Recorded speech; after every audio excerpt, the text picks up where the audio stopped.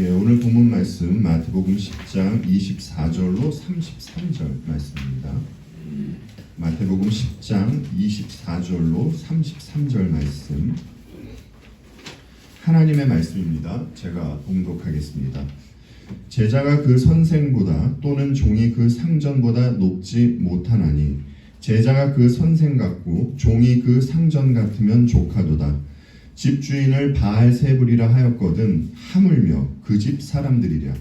그런즉 그들을 두려워하지 말라. 감추인 것이 드러나지 않을 것이 없고 숨은 것이 알려지지 않을 것이 없느니라. 내가 너에게 어두운 데서 이르는 것을 광명한 데서 말하며 너희가 귓속말로 듣는 것을 집 위에서 전파하라. 몸은 죽여도 영혼은 능히 죽이지 못하는 자들을 두려워하지 말고 오직 몸과 영혼을 능히 지옥에 멸하실 수 있는 이를 두려워하라. 참새 2마리가 한 아사리온에 팔리지 않느냐. 그러나 너희 아버지께서 허락하지 아니하시면 그 하나도 땅에 떨어지지 아니하리라. 너희에게는 머리털까지 다 세신 바 되었나니 두려워하지 말라. 너희는 많은 참새보다 귀하니라. 누구든지 사람 앞에서 나를 시인하면 나도 하늘에 계신 내 아버지 앞에서 그를 시인할 것이요 누구든지 사람 앞에서 나를 부인하면 나도 하늘에 계신 내 아버지 앞에서 그를 부인하리라. 아멘. 지난주 본문을 보면 예수님은 제자들에게 박해가 있을 것이라고 미리 말씀을 해주십니다. 주님은 믿는 자들에게 있어서 박해라는 것은 당연한 것입니다. 주님을 믿고 따름에도 불구하고 세상과 아무런 갈등도 없다면 그는 정말 자신이 그리스도인이 맞나라고 자문을 해봐야 할 것입니다. 주님을 따르는 제자들은 세상과 갈등할 수밖에 없습니다. 현실이 그렇습니다. 주님의 가르침은 세상의 가르침을 거스르기 때문입니다. 혹자는 그리스도인이 복음, 이 기쁜 소식을 믿는 이들이기 때문에 늘 기뻐해야 한다고 말합니다. 맞는 말입니다. 그러나 복음을 소유하고 있다고 해서 모든 환경과 상황이 좋아지면서 그렇게 기뻐하게 되는 것은 아닙니다. 그리스도인은 그야말로 여러 갈등과 때로는 그 위험한 상황 속에서 기뻐하는 법을 배우게 되는데 자신이 궁극적으로는 기뻐할 수밖에 없는 존재라는 것을 확인할 때에 염려를 극복하고 기쁨을 잃지 않게 되는 것입니다. 어떻게 말입니까? 아버지 하나님께서 함께 하신다는 사실을 인식하고 거룩하시고 자비로우신 예수 그리스도께서 친히 하신 약속, 그 약속의 말씀을 붙잡을 때에 각자가 처해진 상황 가운데서 염려를 극복하고 한 걸음 더 나아가 기뻐할 수 있게 되는 것입니다. 지난주 본문에서 주님은 제자들에게 사람들로부터 미움을 받아도 염려하지 말라는 말씀을 하셨는데 오늘 본문에서는요, 주님은 두려워하지 말라는 말씀을 하십니다. 염려와 두려움에는 연관성이 있죠. 여러분께서 아시듯이 주께서 어떤 말을 반복해서 하시는 것은요, 그것을 강조하기 위해서입니다. 그런데 오늘 본문을 보시면 두려워하지 말라는 말씀이 몇 번 나옵니까? 이 말씀이요 3번이나 나오고 있어요. 처음 나온 것은 26절입니다. 그런즉 그들을 두려워하지 말라. 그리고 두 번째 나온 것은 28절 말씀이죠. 몸은 죽여도 영혼은 능히 죽이지 못하는 자들을 두려워하지 말고. 그리고 세 번째 나온 것은 31절입니다. 두려워하지 말라. 너희는 많은 참새보다 귀하니라. 이처럼 주님은 마치 양과 같은 제자들에게 비록 이리떼 속으로 들어가서 복음을 전하게 될 것이지만 두려워하지 말라고 제 말씀을 하십니다. 사실 이 땅에서 살아가는 제자들의 존재 목적은 예수 그리스도로 말미암아 시작된 천국, 이 하나님 나라를 드러내는 것입니다. 주께서 은밀하게 말씀하신 것을 제자들은 당당하게 전해야 하는 것입니다.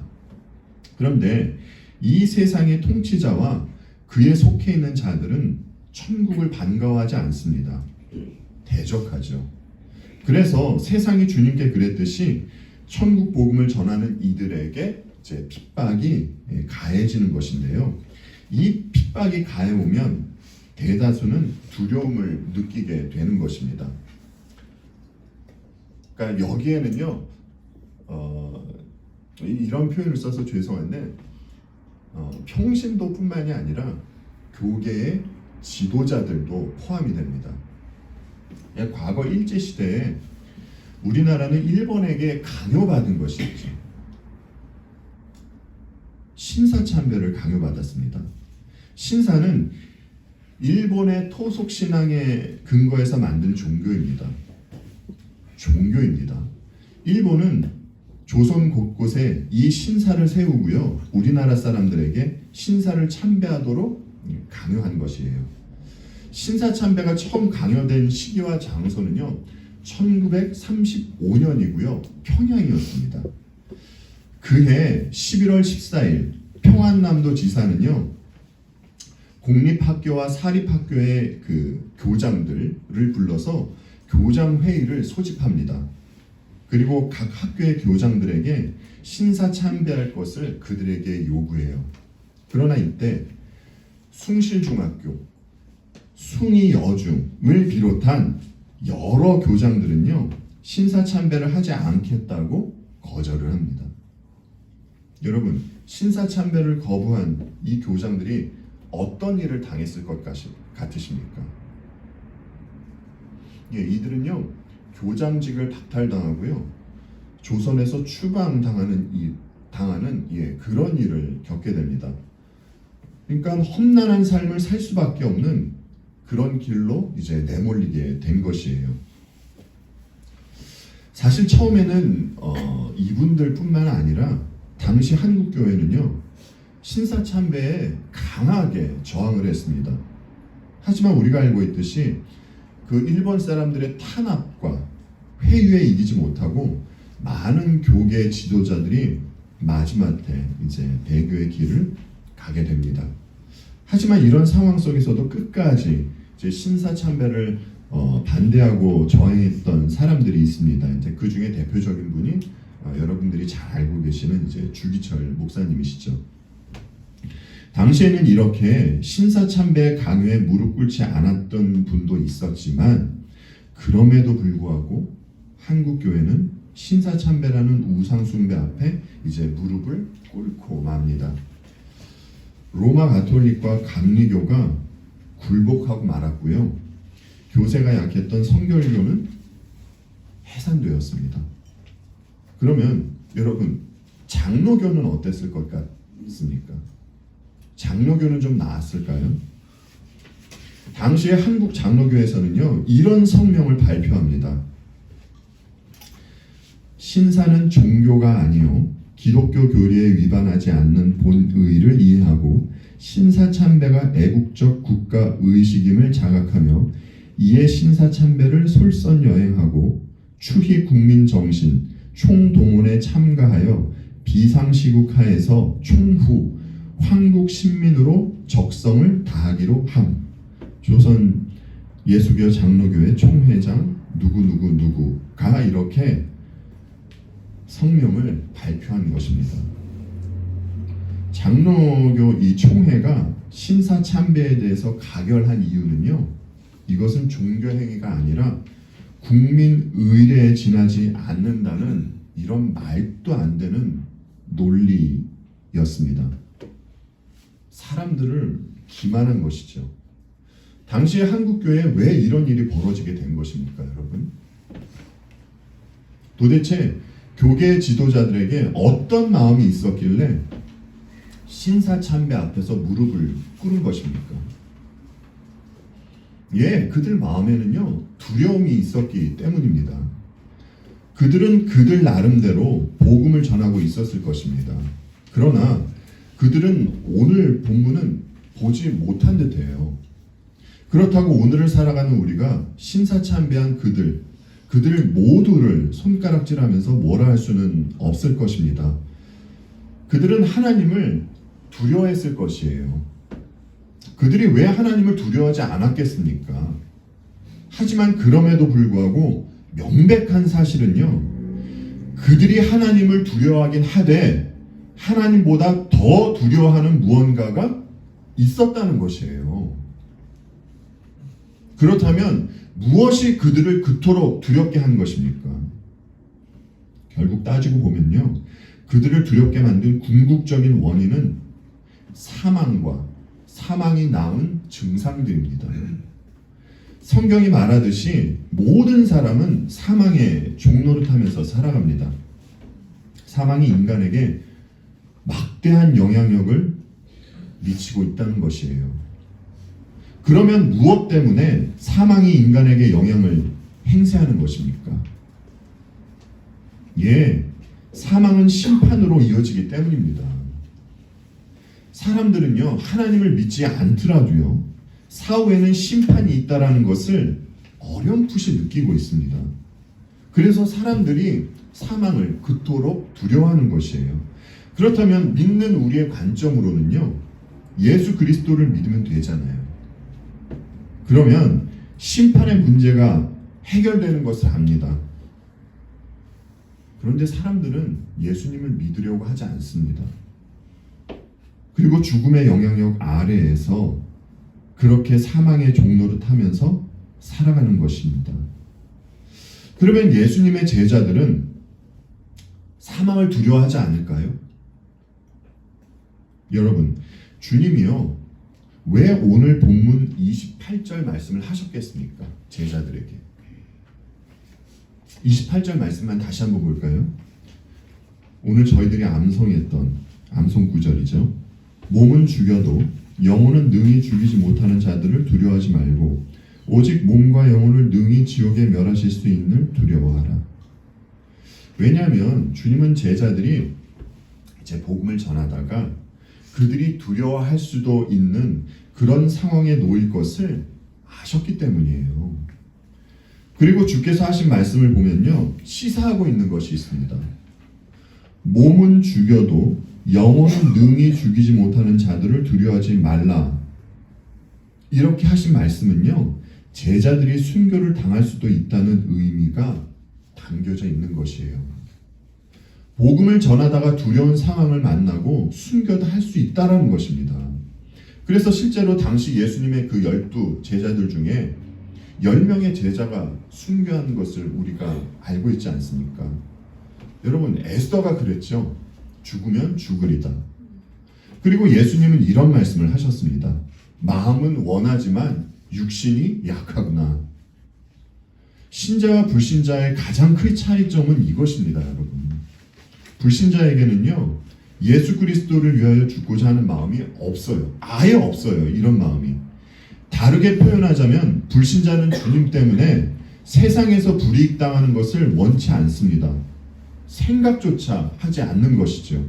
그러나 신자는 예수 그리스도를 위해서 죽고자 하는 마음이 있습니다.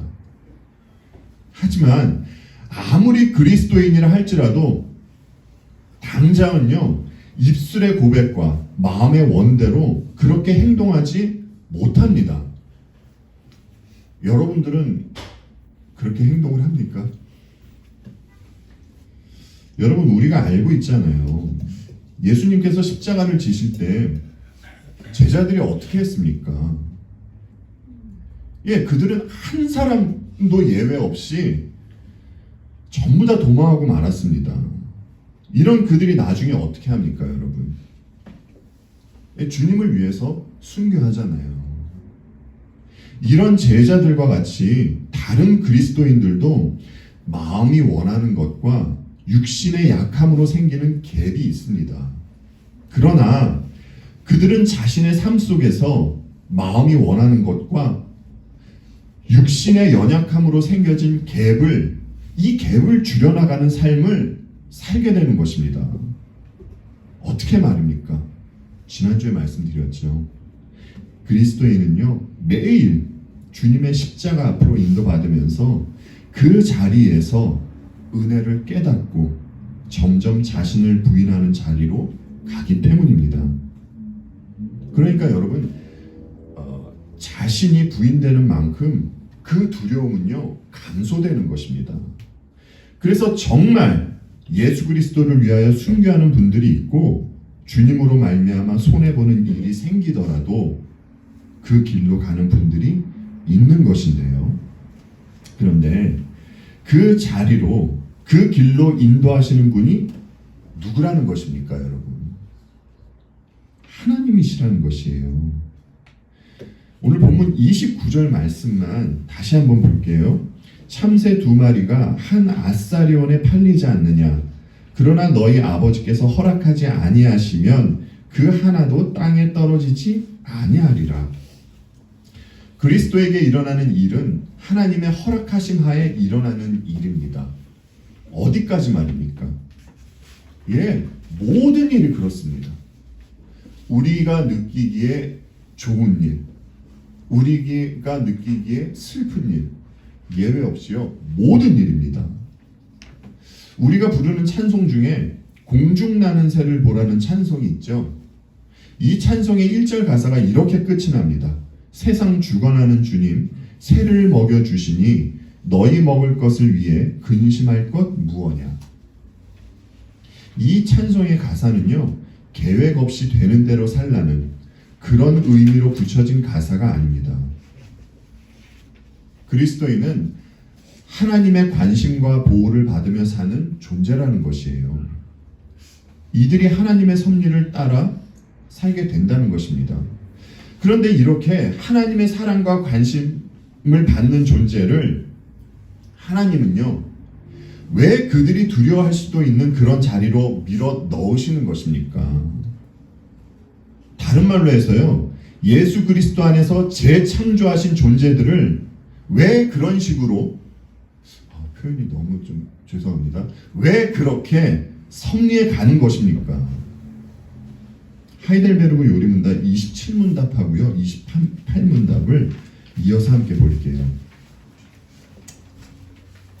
하이델베르그 요리문답 27문답입니다. 하나님의 섭리란 무엇입니까?에 대한 답이에요. 섭리란 하나님의 전능하고 언제 어디나 미치는 능력으로 하나님께서 마치 자신의 손으로 하듯이 하늘과 땅과 모든 피조물을 여전히 보존하고 다스리시는 것입니다. 그리하여 잎새와 풀, 비와 가뭄, 풍년과 흉년, 먹을 것과 마실 것, 건강과 질병, 부와 가난, 참으로 이 모든 것이 우연이 아니라 아버지와 같은 그의 손길로 우리에게 임합니다. 보세요 여러분. 그리스도인에게 가뭄과 흉년이 들 때가 있고요. 질병이 생기고 가난할 때가 있습니다. 그런데 이런 일들이 우연히 생기는 것입니까? 아니요. 이 모든 것은요. 혹시 우연으로 보일 수는 있겠지만 실상은 우연이 아니라 아버지의 손길 가운데서 일어난 일들이라는 것입니다. 지금 우리들 가운데 마치 가뭄과 흉년이 든 것처럼 그런 느낌을 받고 계신 분들이 있습니까? 질병으로 고생하고 계신 분이 있는 줄로 압니다. 우리들에게 이런 일이 왜 생기는 것입니까? 하나님의 허락하신 가운데 생긴 일이라는 것인데요. 그렇다면 하나님은 왜 우리들에게 이런 상황을 허락하는 것입니까? 이어서 28문답 함께 볼게요. 하나님께서 모든 것을 창조하시고 섭리로서 여전히 보존하심을 아는 것이 우리에게 어떤 유익을 줍니까?에 대한 답입니다. 우리는 어떠한 역경에서도 인내하고 형통할 때에 감사하며 또한 장래일에 대해서도 우리의 신실하신 하나님 아버지를 굳게 신뢰하여 어떠한 피조물이라도 우리를 하나님의 사랑에서 끊을 수 없으리라 확신합니다. 모든 피조물이 완전히 하나님의 손안에 있으므로 그의 뜻을 거슬러 일어나거나 되는 일은 하나도 없습니다. 이것이 바로 아버지의 섭리를 받는 그리스도인의 유익입니다. 하나님 아버지는요 바로 이 유익을 주시고자 우리들에게 이런저런 힘든 상황들을 허락하시는 것이에요. 그리스도인은 역경에서 좌절하고 비관하는 것이 아니라 이 시기를 통해서 인내를 배우게 됩니다. 뿐만 아니라 이런 때에 아버지 하나님을 더욱 신뢰하게 되는 것입니다. 그리고 바울이 로마서에서 말했듯이 그 무엇도 자신을 하나님의 사랑에서 끊지 못한다는 것을 이 시기를 통해서 그리스도인은 알아가게 되는 것이에요. 우리가 성경을 보면 너무나 많이 보게 되는 말씀이 이 두려워하지 말라라는 말씀입니다.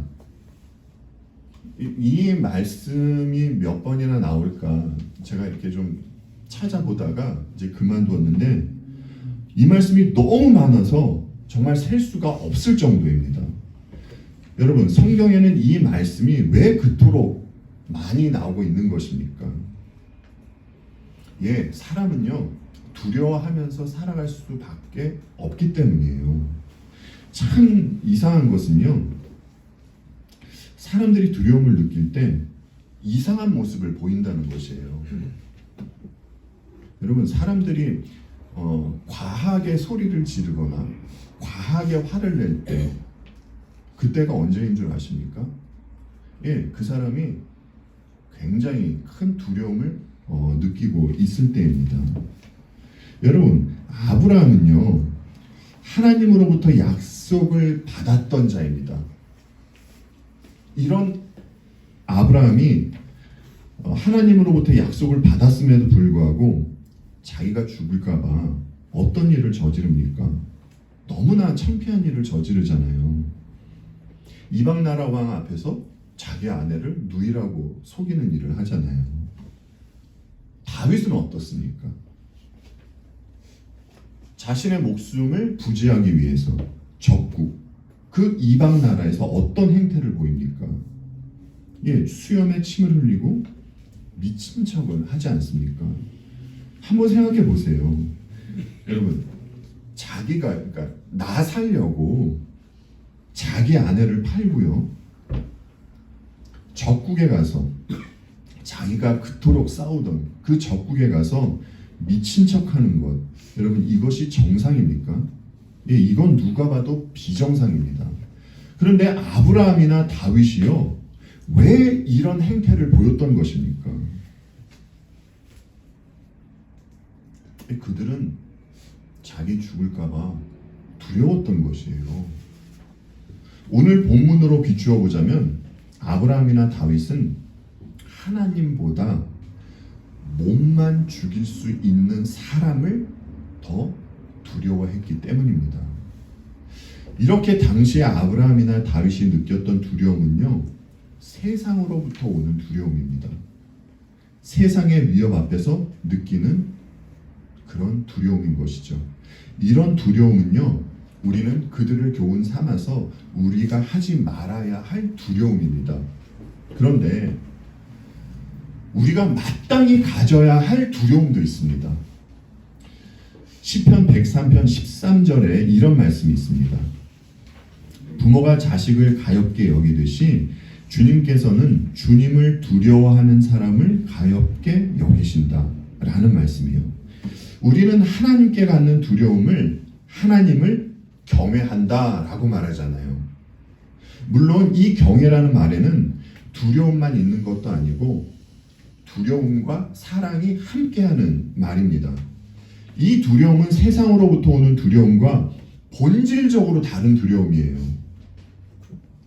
표현이 그렇습니다만 세상은 상대를 두려워하게 하려고 끊임없는 노력을 합니다. 얼마나 많은 위협과 협박이 있는지 몰라요. 그래서 누군가는 세상의 위협 앞에서 두려워 떨게 됩니다. 그리고 이제 조금 전에 말씀드렸던 다윗과 같이 정말 그 비굴한 모습마저 보이기도 합니다. 하지만 사람이 하나님을 경외하면서 느끼는 두려움은요 그렇지가 않아요. 그리스도인이 하나님을 두려워하는 것은 우리 하나님께서 창조주이실 뿐만 아니라 그 지혜에 있어서 그리고 긍휼하심에 있어서 우리가 갖는 이 인간의 사고를 넘어선 분이시기 때문입니다. 그래서 세상을 두려워하는 이들은 점점 더 비굴해지지만 그러한 안 좋은 모습을 보이게 되지만 하나님을 경외하는 이들은 점점 자존감이 높아지게 된다라는 것이에요. 어째서입니까? 자신이 그토록 영광스러운 이 하나님의 자녀라는 인식이 그를 그렇게 만들어가는 것입니다. 그래서 그리스도인에게 있어서 두려움은요, 꼭 나쁜 것만이 아닙니다. 하나님을 두려워하는 것은 우리들에게 유익이 되는 두려움이라 할 수 있는 것이에요. 이제 혹시나 해서 드리는 말씀입니다. 하나님은 건전한 두려움의 대상이지 공포의 대상이 아닙니다. 하나님은 자비로우시고 노하기를 더디하시는, 그리고 당신께서 영원 전부터 그토록 가장 사랑하시는 독생자마저 내어주시는 우리의 하늘 아버지이세요. 우리가 예수 그리스도로 말미암아 하나님의 아버지가 되었다면, 그렇다면 우리는 더욱 아버지를 경외하려고 하는 이 힘씀이 나오게 될 것입니다. 여러분, 사람들에게 크고 작은 두려움이 생기는 이유가 무엇입니까? 그 이유를요, 따지고 들어가다 보면 이에 대한 답은 한 가지입니다. 그것은요, 마땅히 두려워해야 할 분을 두려워하지 않기 때문이에요. 우리가 알고 있듯이 인간은 자신에게 필요한 모든 것을 하나님으로부터 공급받아야 하는 존재입니다. 그렇게 하나님으로부터 모든 것을 공급받을 때 인간은 참된 평안을 누리게 됩니다. 그런데 죄가 이 공급을 끊어버리고 인간이 누리던 참 평안을 깨뜨려 버렸습니다. 그래서 이렇게 참 평안이 깨진 후에 사람들이 눈을 돌린 곳이 어디입니까? 편안입니다. 평안이 아니라 편안이요. 이에 대해서 김남준 목사님께서 말씀을 너무 잘 해주셨더라고요. 편안한 것과 평안한 것은 완전히 다른 것입니다. 여러분, 사람이 편안하려면 무엇이 필요합니까? 돈이 필요하죠. 그래서 사람들이 돈을 쫓는 이유 중 하나가 편안하기 위해서입니다. 그리고 자기만 편안하려고 남을 속이고 남의 것을 빼앗는 일들이 우리 주위에 버젓이 벌어지고 있는 것입니다. 편안한 것만 추구하는 자는요, 여러분, 주위를 힘들게 합니다. 주위를 힘들게 만들어요. 여하튼 사람들이 간과하고 있는 사실이 있습니다. 인간에게 있어서 너무 편안한 삶은요, 그에게 독이 된다는 사실입니다. 편안이 그의 육체와 영혼을 병들게 만들어요. 그래서 주님은 제자들에게 내가 너희들에게 참 평안을 주겠다라고 하셨지, 내가 너희를 편안하게 해줄게 라고 하지 않으신 것입니다.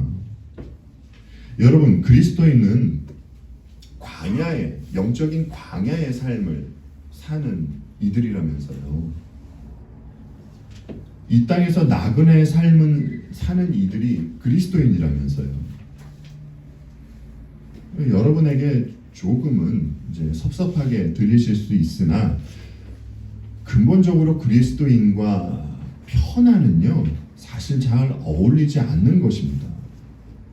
하지만 그리스도인은 이제 다시 모든 것을 주님 예수 그리스도 안에서 하나님으로부터 공급받고 참 평안을 누리며 살아갈 수 있는 존재가 된 것이에요. 그래서 우리는 두려워하면서 살지 않아도 되는 것입니다. 사실 여러분, 한번 근데 곰곰이 생각해 보세요. 여러분께서 지금 정말 원하는 것이 무엇인지 말입니다. 여러분이 원하시는 것은 세상이 주고자 하는 편안함입니까? 아니면 그리스도 안에서 주어지는 평안입니까? 혹시 나도 모르게 이 편안함과 평안함을 혼동해서 생각하고 계신 건 아닙니까? 여러분, 주님이 주시는 참 평안만이 두려움을 이기고요, 복음을 전하는 자로 그러한 삶을 살게 하는 것입니다. 차치하고요, 주님은 제자들에게 두려워하지 말라는 이 말씀을 하신 후에 이어서 이제 이런 말씀을 하세요. 본문 32절로 33절 말씀입니다. 누구든지 사람 앞에서 나를 시인하면 나도 하늘에 계신 내 아버지 앞에서 그를 시인할 것이요, 누구든지 사람 앞에서 나를 부인하면 나도 하늘에 계신 내 아버지 앞에서 그를 부인하리라. 우리는 이 말씀을 보면서 제자들이 땅에서 하는 일이 훗날 하늘 법정에서 일어난 일과 밀접한 연관이 있다라는 것을 볼 수 있습니다. 여러분 보십시오. 누구든지 사람 앞에서 나를 시인하면 이것은 어디에서 벌어지게 되는 일입니까? 이것은 땅에서 벌어지는 일이잖아요. 나도 하늘에 계신 내 아버지 앞에서 저를 시인할 것이요. 이것은 하늘 법정에서 이루어지는 일입니다. 누구든지 사람 앞에서 나를 부인하면 이것은 다시 땅에서 이루어지는 일이죠. 나도 하늘에 계신 내 아버지 앞에서 저를 부인하리라. 다시 이것은 하늘 법정에서 이루어지는 일입니다. 여러분, 이 말씀이요, 12 제자에게만, 그들에게만 해당하는 말씀일까요? 우리가 조금 전에 이제 32절과 33절 말씀을 봤잖아요. 여러분, 32절과 33절의 말씀이 어떻게 시작이 됩니까? 누구든지. 그렇죠? 누구든지로 시작이 되잖아요. 이것은요, 모든 사람에게 해당된다라는 말씀이에요. 오늘날은 참 여러 각도로 이제 하나님의 말씀이 공격받고 있는 시대입니다. 그리스도를 대적하는 적그리스도가 너무나 많습니다. 여러분, 성경은요, 말씀이 육신되어 오신 우리 주님을 기록한 책입니다. 그런데 오늘날 이 성경에 기록되어 있는 내용이 얼마나 훼손되어 있습니까? 너무나 많이 훼손되어 있어서 성경이 왜곡되어 있는 실정입니다. 사람이 성경의 말씀을 따라야 함에도 불구하고 성경을 사람에게 맞추려다 보니까 세상이 아닌 기독교라는 이 기독교 안에서도 지금 기괴한 일들이 그렇게 발생하고 있는 것입니다. 그러나 우리는 진짜 성경이 말하고 있는 바를 따르고 뿐만 아니라요, 우리가 믿고 있는 바를 사람들 앞에서 당당히 말할 수 있어야 하는 것입니다. 여러분, 사람들 눈치 보면서 성경을 직간접적으로 부인하는 것은요, 우리를 위하여 십자가에 달리신 예수 그리스도를 부인하는 것입니다. 그리고 이로 말미암아 누군가는 마지막 날, 여러분 중에는 한 분도 이런 분이 없으시리라, 누군가는 마지막 날 주님에게 나는 너를 도무지 모른다 라는 말을 들을 수가 있는 것이에요. 인간은 어떤 그 상황이 주어지면요, 이제 본색이 나타나게 되어 있습니다. 여러분, 사울왕을 한번 보세요. 성경이 처음 그를 묘사할 때 그가 얼마나 그럴듯해 보입니까? 그런데 여러분, 사울왕의 말년이 어떻습니까? 사울은 마땅히, 아까 말씀드렸듯이 마땅히 두려워해야 할 분을 두려워하지 않습니다. 대신에 사람들의 눈치를 보고 사람들을 두려워하죠. 그리고 그는 악령에 시달립니다. 그렇다면 여러분, 사울이 원래는요, 굉장히 훌륭한 사람이었는데 나라를 다스리는 일 때문에, 그래서 스트레스를 너무 많이 받아서 그래서 점점 변하고 하나님을 등진 사람이 된 것입니까? 여러분 어떻게 생각하세요? 아닙니다. 그는 원래 하나님을 등지고 있던 사람이에요. 인간은 어떤 상황, 어떤 시기가 되면 본연의 모습이 나타나게 되어 있습니다. 주님이 그러시잖아요. 감추인 것이 드러나지 않을 것이 없고 숨은 것이 알려지지 않을 것이 없다 라고 말이죠. 우리가 아무리 척하고 있어도요, 하나님께서 우리들의 실체를 보여주실 때가 있습니다. 여러분, 사람들이 언제 본연의 모습이 나타나는 줄 아십니까? 어려운 상황을 만날 때예요.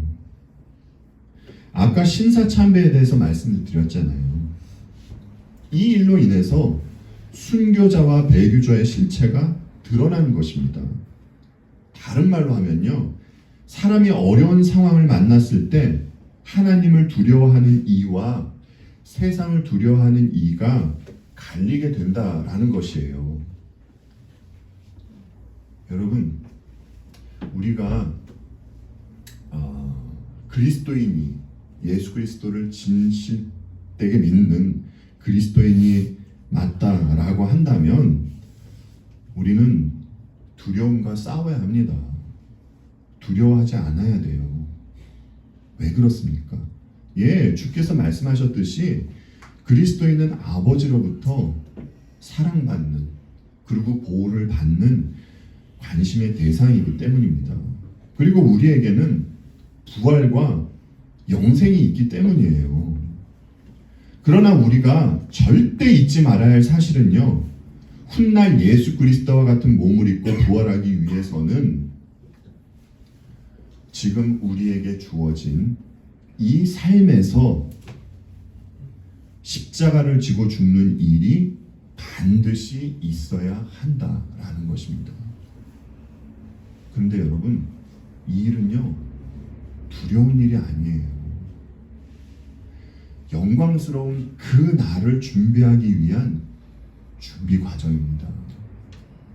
그래서 이 과정을 우리를 너무나 사랑하시는 하나님 아버지께서 우리들에게 허락하시고 함께 하시는 것입니다.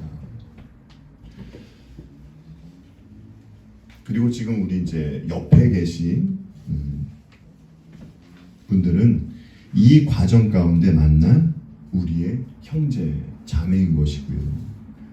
행여 그들이 어떤 일로 인하여 두려워하지 않을 수 있도록 서로 관심을 갖고 또 보살피며 함께 이 땅에 임한 천국을 경험하면서 그렇게 아름다운 모습으로 살아가는 저와 여러분이 되기를 바라며 오늘 말씀을 마치도록 하겠습니다.